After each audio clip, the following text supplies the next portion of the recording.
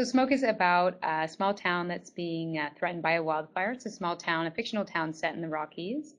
And the main character is an arson investigator, and she's trying to figure out what started the fire. At the same time, her personal life is totally falling apart.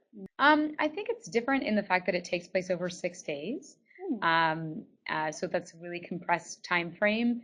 And then also, it takes place in a small town. All of my previous novels have taken place in big cities, or I guess my last novel, Hidden, took place in a smaller city. But so I really wanted to explore also what it's like to be in a small town and how that's different. People know who you are, or they think they know who you are, and it's different than how you can be anonymous in a city.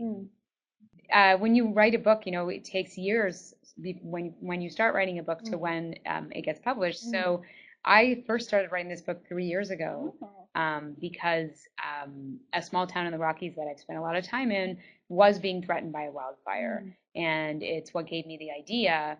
And then I put it on the shelf for a while. And then I started writing this book really last year again. And I finished in January. So I had no idea that it was going to be a terrible fire season when it came out. So I guess it makes it timely. I wish it wasn't in a lot of ways, because it's terrible what happens to people in these circumstances.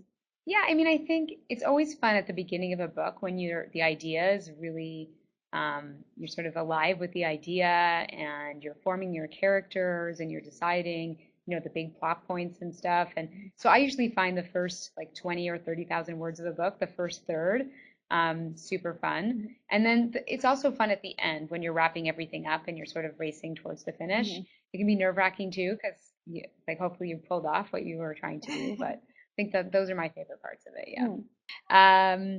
Somewhere between 30,000 words and 60,000 words is, it can be hard sometimes. It feels insurmountable. And I think every time you write a book, you feel like, oh my God, I don't know how to write a book. And why did I think I knew how to write a book? And what am I doing? And how am I ever going to write that many words? And then that feeling goes away around 60 or 70,000 words. So that's probably the hardest part, my least favorite part. Though actually with Smoke, sorry to skip the answer, but just with Smoke, because it's divided in 6 days, I was able to kind of avoid that feeling because I would write a day at a time. So I wouldn't pay attention to the total words. So I didn't feel like that when I wrote Smoke. So that was good.